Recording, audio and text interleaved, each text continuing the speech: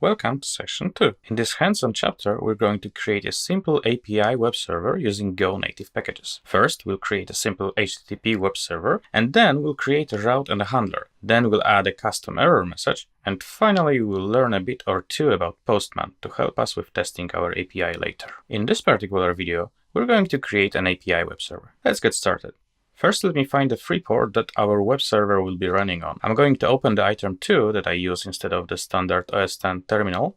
Now I'm going to split the window into two parts horizontally by going to Shell menu. We're going to need this later on. If you cannot do this, just open a second terminal window when needed. Now let me check if port 11111 is available. I'll do that by running a curl command. Excellent. It seems like it's free and we can run our server there. To do this, we need to switch to Atom. First, let's create the main file. Then, inside, we're going to need a package main and function main, as standard for any Go app. Now let's use the net HTTP package to start the web server.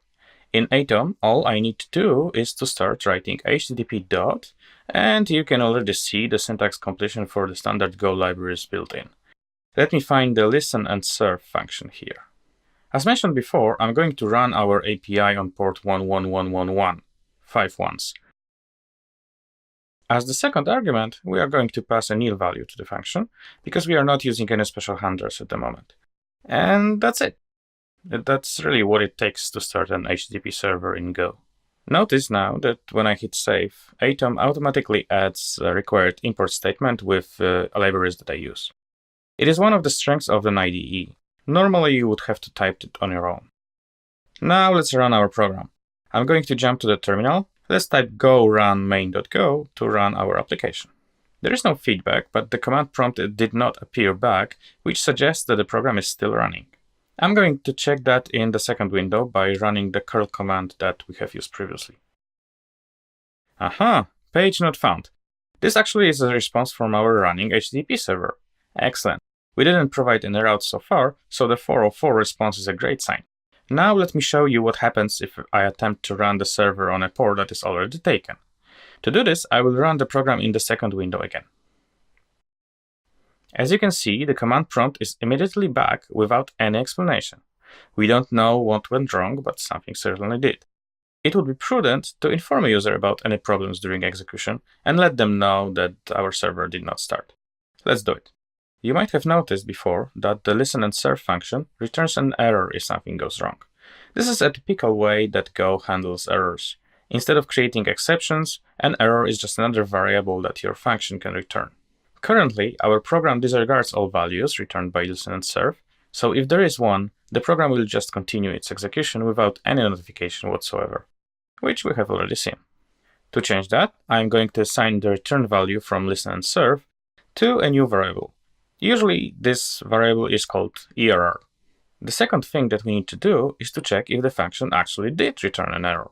I do this by creating an if conditional, where I compare error to nil or no value. If it's different than nil, we need to terminate the program and display the error. We can do this by using panic function and passing the error variable as an argument.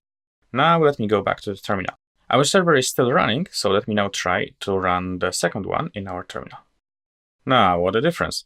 Not only we got the error, and we know what caused the server not to run, but also received a full stack trace of where and how did this problem happen. However, most of the time, we probably don't want to display so much information. Let me show you how to handle this in a more graceful manner. First, let's exchange the output into a function that will just print the content into the console. Right now, we're going to use the println function from the fmt package. Technically, we don't need to terminate the program at this point, but let's do that. If this code was inside another function, we would just return the error to the caller. However, in function main, we need to use the exit function from the OS package. As an argument, let's pass any integer that is different than 0, because 0 would mean that the program terminated without errors. So let's put just 1 here. Finally, let's check the difference. See, it looks a bit less overwhelming and also does not give any third-party insight into our code. Let me now stop the server and we're going to move on.